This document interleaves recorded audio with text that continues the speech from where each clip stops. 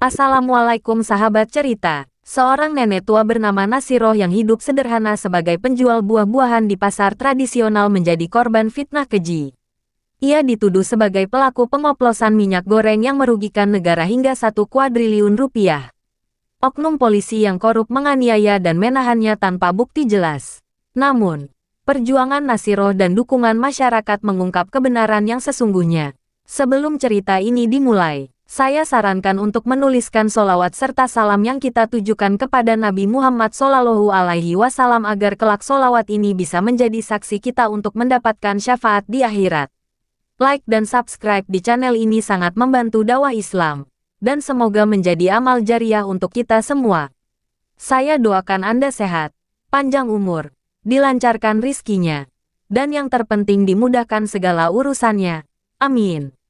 Matahari baru saja naik, memancarkan sinar lembut yang menghangatkan pagi di pasar tradisional Kampung Lestari. Di sana, seorang nenek tua bernama Nasiroh menggelar dagangannya dengan tangan yang mulai renta namun tetap cekatan. Senyum ramahnya selalu menyapa para pembeli yang sudah seperti keluarganya sendiri. Ia menjual buah-buahan segar yang dipetik dari kebun kecilnya, hasil keringat dan kerja keras bertahun-tahun. Namun, ketenangan pagi itu mendadak berubah mencekam ketika 3 mobil polisi berhenti di depan lapak Nasiroh. Dari dalamnya turun seorang pria tegap berperawakan garang bernama Inspektur Raka, seorang oknum polisi yang terkenal arogan dan mudah main hakim sendiri. Tanpa banyak bicara, ia menunjuk Nasiroh dengan mata yang menyala penuh amarah. "Ini dia, tangkap perempuan tua ini. Dia otak di balik pengoplosan minyak goreng yang merugikan negara sampai 1 kuadriliun. Teriak Inspektur Raka lantang, membuat semua orang di pasar terperangah. Nasiroh hanya bisa terpaku, tak mengerti maksud dari tuduhan keji itu. Tangannya gemetar ketika 2 polisi muda merenggutnya kasar, memelintir lengannya hingga terasa nyeri. Para pedagang lain hanya bisa menatap dengan wajah ngeri, takut terlibat dan ikut ditangkap.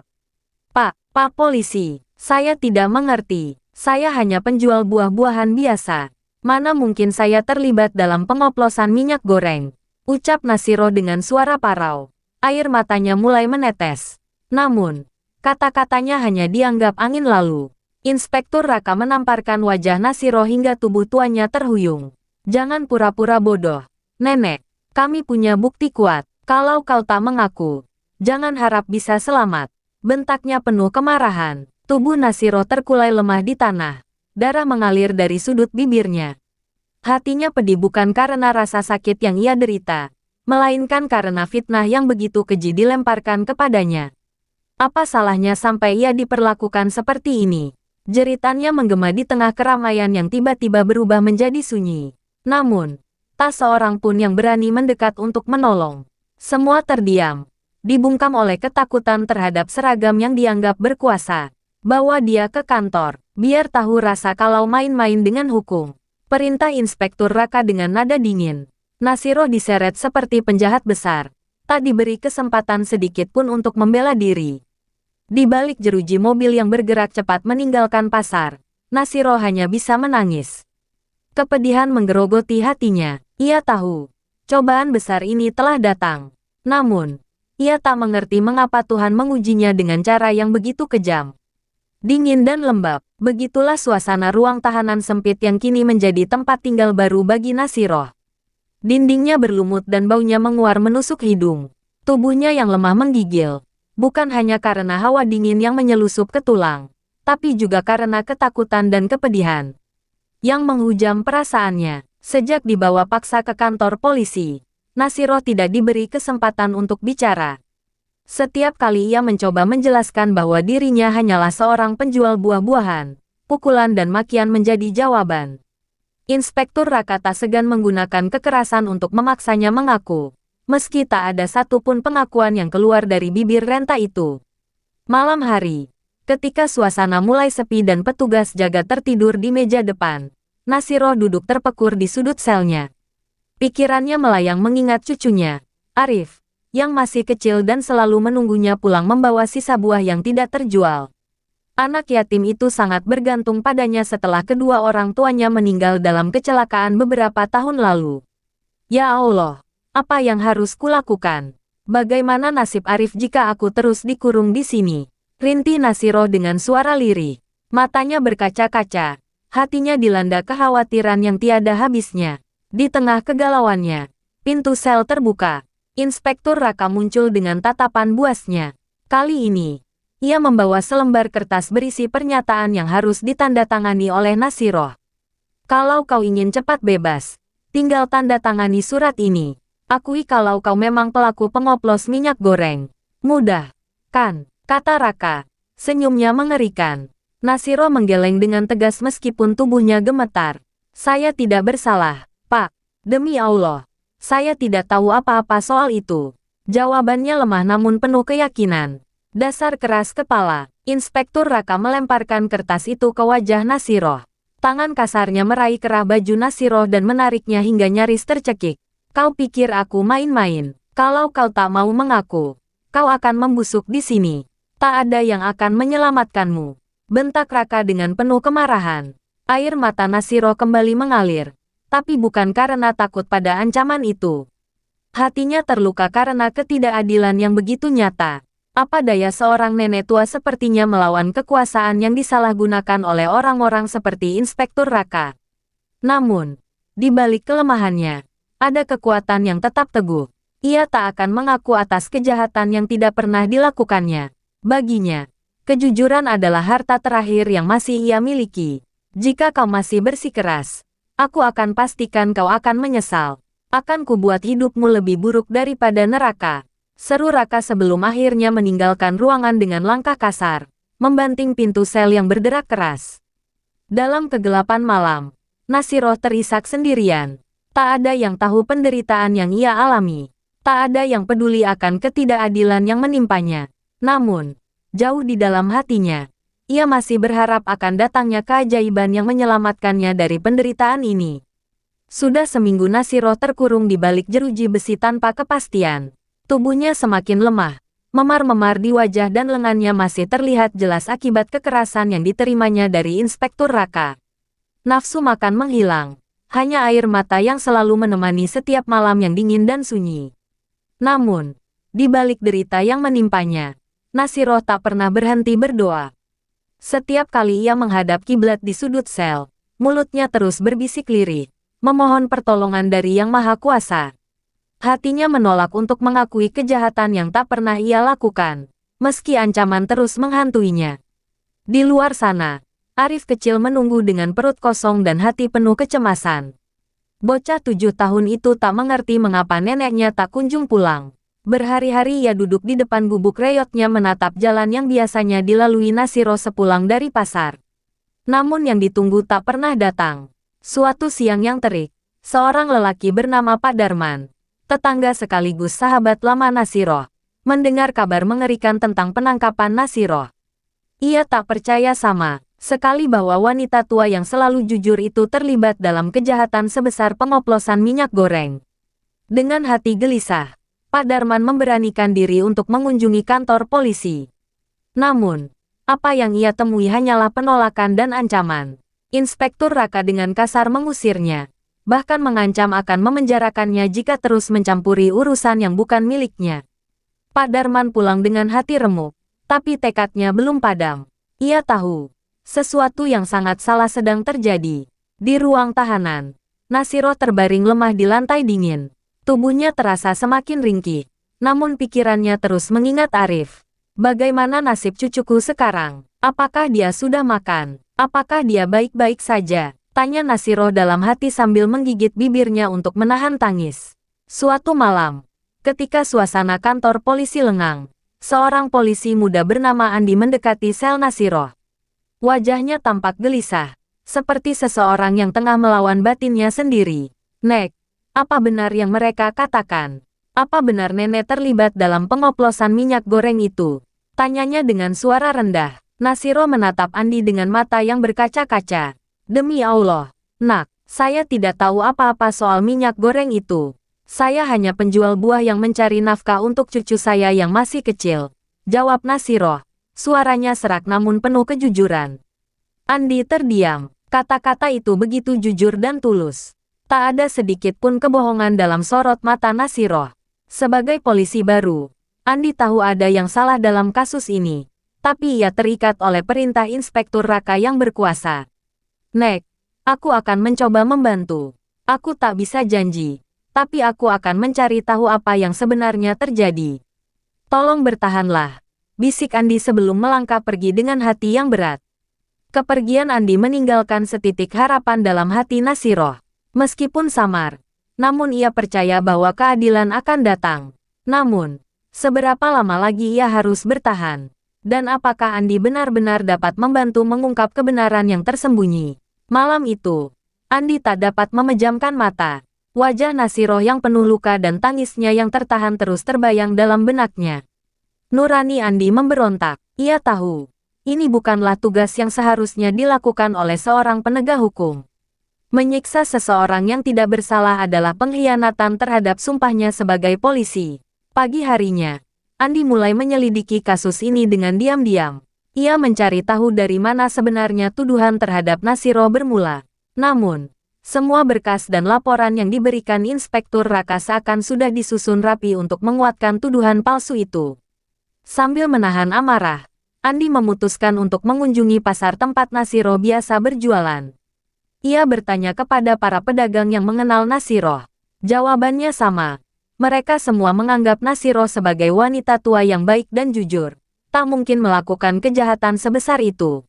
Bahkan beberapa pedagang sampai menitikkan air mata mendengar Nasiroh difitnah.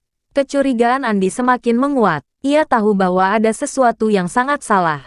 Namun, untuk membuktikan kebenaran, ia membutuhkan bukti nyata. Dalam kegelisahannya, ia teringat dengan seorang rekannya yang bertugas di bagian forensik, Yudi. Andi, apa yang kau cari sebenarnya? Tanya Yudi ketika Andi datang ke kantornya dengan wajah serius. Yud, aku butuh bantuanmu. Tolong periksa kembali semua bukti yang ditemukan terkait kasus pengoplosan minyak goreng ini. Aku yakin ada sesuatu yang tidak beres, pinta Andi dengan suara mendesak. Yudi menghela napas panjang. Kau tahu, ini bukan kasus yang sederhana. Banyak pihak yang terlibat dan, aku dengar Inspektur Raka sangat ngotot untuk menutup kasus ini dengan cepat. Justru itu yang membuatku curiga. Tolonglah, Yud. Kau satu-satunya orang yang bisa aku percaya, ucap Andi dengan nada memohon. Melihat kesungguhan Andi, Yudi akhirnya mengangguk. Baiklah, akan aku coba. Tapi ingat, ini bukan pekerjaan mudah. Kalau sampai ketahuan, aku bisa kehilangan pekerjaanku. Aku mengerti, aku hanya ingin menyelamatkan seorang nenek tua yang tak bersalah, jawab Andi dengan mata penuh tekad. Sementara itu, Nasiroh masih terperangkap di dalam sel. Keadaannya semakin memburuk. Tubuhnya menggigil karena demam yang tak kunjung reda. Makanan yang diberikan polisi penjaga hanya sepotong roti keras yang bahkan tak sanggup ia kunyah. Namun, di tengah kesakitannya, doa Nasiroh tak pernah berhenti. Ia terus berdoa agar Allah memberikan kekuatan padanya dan membuka jalan bagi kebenaran. Harapannya kini hanya tertumpu pada Andi, satu-satunya orang yang tampak peduli padanya. Di sisi lain, Andi yang terus bergerak mencari bukti mulai menyadari bahwa yang ia hadapi bukan hanya fitnah terhadap Nasiroh, tetapi konspirasi besar yang melibatkan orang-orang berkuasa. Bahkan nyawanya sendiri kini terancam. Namun, demi membela kebenaran, Andi siap menghadapi segala risikonya. 2 hari berlalu sejak Andi meminta bantuan Yudi. Pagi itu, ponsel Andi berdering keras, memecah kesunyian kantornya. Nama Yudi tertera di layar, membuat jantung Andi berdebar tak menentu. Andi, aku menemukan sesuatu yang sangat mencurigakan. Suara Yudi terdengar tergesa-gesa di telepon. Apa maksudmu, Yud? Tanya Andi dengan cemas. Semua barang bukti minyak goreng yang katanya hasil oplosan dari Nasiroh. Setelah aku periksa dengan teliti, ternyata semua minyak itu adalah minyak asli berkualitas tinggi. Tak ada campuran atau oplosan apapun. Jelas Yudi. Andi terperangah. Jadi semua tuduhan itu palsu. Ya, dan ada satu lagi. Aku menemukan dokumen transaksi ilegal yang melibatkan Inspektur Raka dengan sebuah perusahaan besar yang menguasai distribusi minyak goreng di kota ini. Sepertinya, mereka sengaja mengkambing hitamkan Nasiroh untuk menutupi kejahatan mereka sendiri, lanjut Yudi dengan suara berat. Mendengar penjelasan itu, Amarah Andi meluap. Nenek Nasiroh yang malang disiksa, dihina, bahkan hampir kehilangan nyawanya karena keserakahan para penguasa. Tekad Andi semakin kuat untuk mengungkap kebenaran ini, tak peduli apapun risikonya. Namun, langkah Andi tidaklah mudah. Setiap kali ia mencoba mengumpulkan bukti lebih lanjut, ancaman demi ancaman mulai menghampirinya. Telepon gelap, pesan-pesan intimidasi, bahkan upaya untuk membuatnya kehilangan pekerjaannya. Namun, Andi tak gentar. Sementara itu, kondisi Nasiroh semakin memburuk di dalam sel. Tubuhnya menggigil kedinginan dan nafasnya semakin lemah. Ia hampir kehilangan harapan. Kecuali satu hal yang terus membuatnya bertahan, Arif. Wajah cucunya yang polos selalu terbayang di benaknya, memberikan sedikit kekuatan di tengah penderitaan. Di malam yang gelap dan sepi, Andi menyelinap ke ruang arsip untuk mencari dokumen-dokumen lain yang dapat membongkar skandal ini. Namun, aksinya tertangkap oleh seorang rekan kerja yang setia kepada Inspektur Raka. Andi pun segera dihadapkan kepada Inspektur Raka dengan tangan terikat. Jadi, kau pikir bisa menjadi pahlawan? Hah, suara Inspektur Raka dingin dan penuh ejekan. Aku hanya ingin membela kebenaran. Nasiroh tidak bersalah dan kau tahu itu. Balas Andi dengan mata menatap tajam. Kebenaran, di dunia ini, yang terkuatlah yang menentukan apa itu kebenaran. Jika kau ingin selamat, lebih baik kau berhenti mengusik urusan ini. Ancam Raka sambil menatap Andi dengan mata penuh kebencian. Namun, Andi tak menunjukkan rasa takut.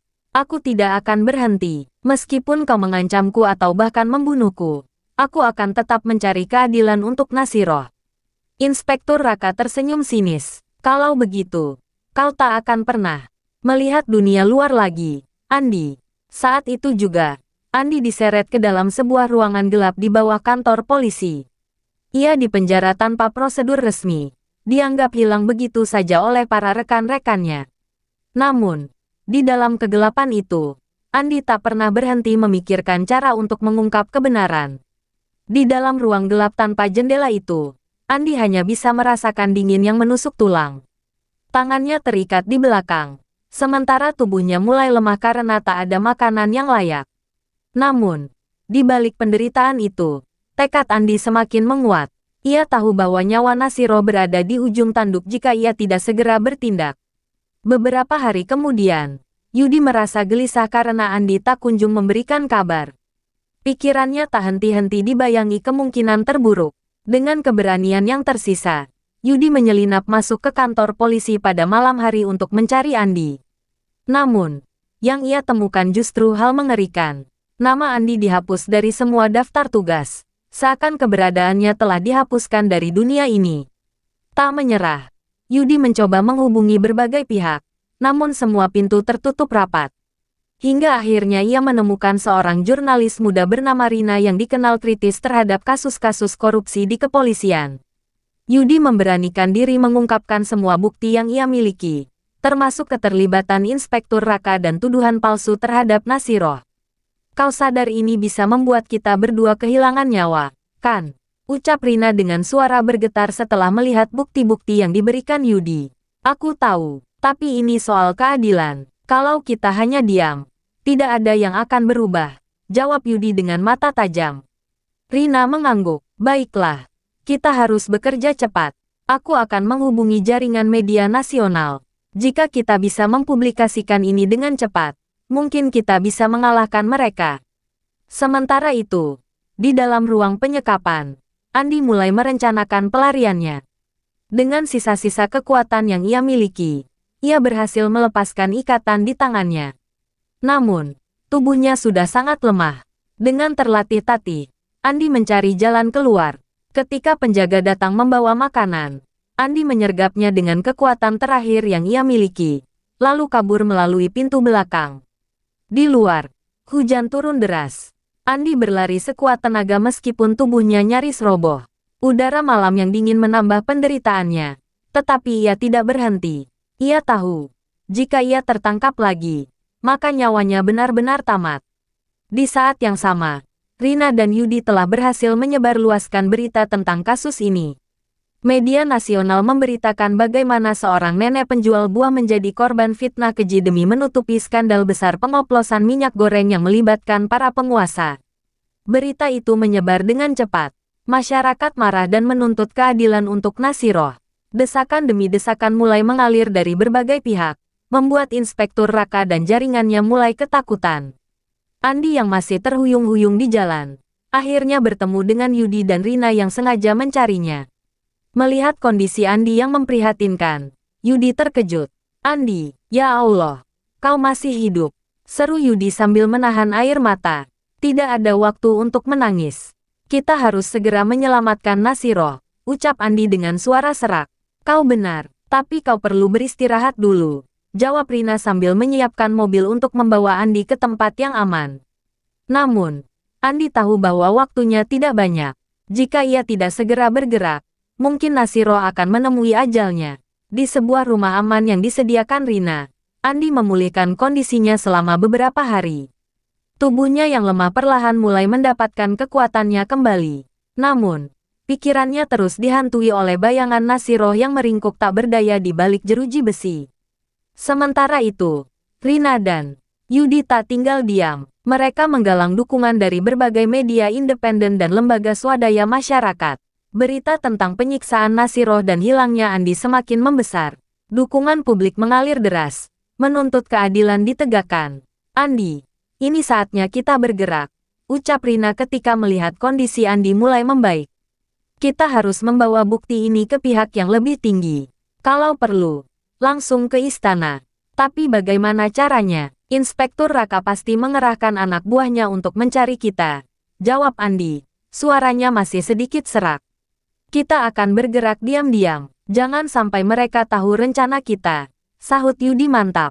Di tengah perjalanan menuju ibu kota, mereka beberapa kali nyaris tertangkap oleh orang-orang Inspektur Raka. Namun, Rina dengan kelihayannya mengatur strategi selalu berhasil mengelabui pengejaran. Mobil mereka melaju cepat di jalan tol malam hari, membelah gelapnya malam yang seakan tak berujung. Sesampainya di ibu kota, mereka langsung menuju kantor sebuah organisasi hak asasi manusia yang sudah menunggu mereka. Dengan bantuan mereka, Andi dan Yudi berhasil mengamankan semua bukti kejahatan Inspektur Raka dan komplotannya. Namun, tantangan terbesar baru saja dimulai. "Rina, bagaimana kondisi Naziroh sekarang?" tanya Andi khawatir. "Menurut informasi dari pengacaraku, Naziroh dalam kondisi kritis. Dia dilarikan ke rumah sakit, tapi akses untuk menemuinya dijaga ketat oleh polisi bayaran Inspektur Raka," jelas Rina dengan wajah tegang. "Kalau begitu, kita harus bertindak cepat sebelum semuanya terlambat," ujar Andi dengan tekad yang menyala-nyala. Rina segera menghubungi seorang anggota parlemen yang dikenal bersih dan anti korupsi. Dalam waktu singkat, rapat darurat diadakan di gedung parlemen dengan menghadirkan Andi, Yudi, dan Rina sebagai saksi utama. Pengungkapan yang mereka lakukan di depan para pejabat tinggi negara membuat gempar seluruh negeri. Rina memutar semua rekaman, dokumen, dan bukti yang menunjukkan bahwa Naziroh hanyalah kambing hitam dari konspirasi besar yang melibatkan para pejabat korup. Namun, di tengah pemaparan itu, tiba-tiba sekelompok polisi bersenjata lengkap datang mengepung gedung. Mereka dipimpin oleh Inspektur Raka yang masih memegang kekuasaan besar di bawah para mafia minyak goreng. "Kalian pikir bisa menghancurkan hidupku dengan bukti-bukti bodoh itu?" teriak Raka dengan mata penuh kemarahan. "Kebenaran tidak bisa dibungkam. Raka, apa yang kau lakukan pada Naziroh dan aku, semua orang sudah tahu. Kau tidak akan lolos kali ini," jawab Andi tegas. Tapi Raka tidak peduli. Ia mengarahkan senjatanya ke arah Andi, bersiap menghabisi saksi utamanya. Namun, tepat saat itu, sepasukan polisi khusus yang dikirim oleh anggota parlemen masuk dan melucuti seluruh pasukan Raka. Perlawanan Raka akhirnya runtuh. Tangannya diborgol dengan paksa. Wajahnya penuh amarah dan ketakutan. Namun, Andi tahu bahwa tugasnya belum selesai. Ia harus menyelamatkan Naziroh sebelum terlambat. Tanpa membuang waktu, Andi, Yudi, dan Rina segera bergegas menuju rumah sakit tempat Naziroh dirawat. Namun, bisakah mereka tiba tepat waktu? Andi, Yudi, dan Rina bergegas menuju rumah sakit di tengah malam. Rasa cemas menguasai mereka. Mobil melaju cepat, sementara hujan deras mengguyur jalanan, menambah ketegangan yang mencekam. Andi hanya bisa berharap mereka tiba tepat waktu sebelum tangan-tangan kotor Inspektur Raka berhasil melakukan tindakan terakhirnya. Begitu sampai di rumah sakit, mereka melihat deretan polisi bayaran yang menjaga ketat ruang perawatan Nasiroh. Andi menarik napas dalam, mencoba menenangkan pikirannya. Kita harus menyelamatkannya, tidak peduli berapa banyak yang menjaga, ucap Andi dengan penuh tekad. Rina menyusun rencana cepat, dia mengalihkan perhatian para penjaga dengan membuat kegaduhan di ruang depan. Saat para penjaga terfokus pada keributan itu, Andi dan Yudi menyelinap masuk melalui pintu belakang. Dengan cekatan, mereka menerobos lorong demi lorong hingga menemukan ruang rawat Nasiroh. Saat Andi membuka pintu dengan hati-hati, ia melihat Nasiroh terbaring lemah dengan selang infus terpasang di tangannya. Wajahnya pucat, tubuhnya nyaris tak bergerak. Namun, matanya yang sayu seakan mengenali kehadiran Andi. Air mata mengalir di pipi tuanya.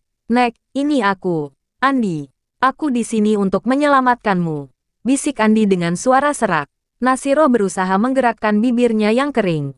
Andi, mereka ingin membunuhku." Suaranya hampir tak terdengar. "Tidak akan, Nek, aku berjanji. Aku akan melindungimu," jawab Andi sambil menggenggam tangan Nasiroh dengan lembut. Namun, waktu mereka tak banyak. Para penjaga yang menyadari adanya penyusup mulai bergerak ke arah ruang rawat. Yudi yang berjaga di luar memberi isyarat dengan wajah panik. "Andi, kita harus pergi sekarang," serunya. Tanpa pikir panjang, Andi menggendong tubuh lemah Nasiroh dengan hati-hati. Mereka berlari melalui lorong belakang yang gelap, sementara suara langkah kaki para penjaga semakin mendekat. Rina yang berada di luar sudah menyiapkan mobil, siap membawa mereka pergi. Begitu mereka berhasil masuk ke dalam mobil, Rina langsung menginjak gas dan melesat meninggalkan rumah sakit. Andi terus memeluk Nasiroh yang terbaring lemah di pangkuannya. "Bertahanlah, Nek, semua akan segera berakhir," ucap Andi dengan suara bergetar. Perjalanan menuju tempat aman terasa panjang. Namun, mereka berhasil membawa Nasiroh ke sebuah klinik yang aman dan dirahasiakan.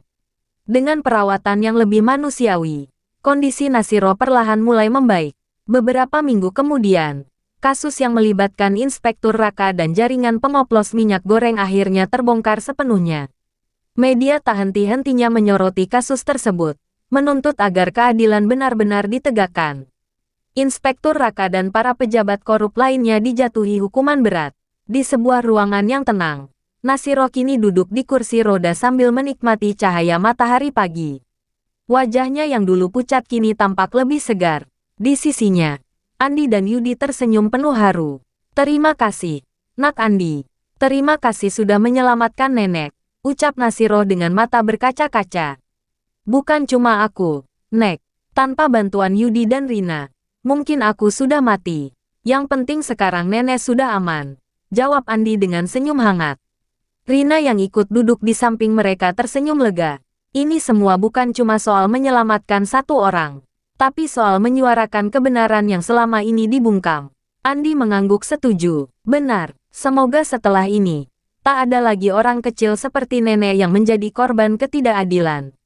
Di balik semua penderitaan dan perjuangan, harapan akhirnya menemukan jalannya. Keadilan yang mereka perjuangkan kini menjadi suara lantang yang tak bisa dibungkam oleh siapapun. Tanda hubung, tanda hubung, tanda hubung. Selesai. Wassalamualaikum warahmatullahi wabarakatuh.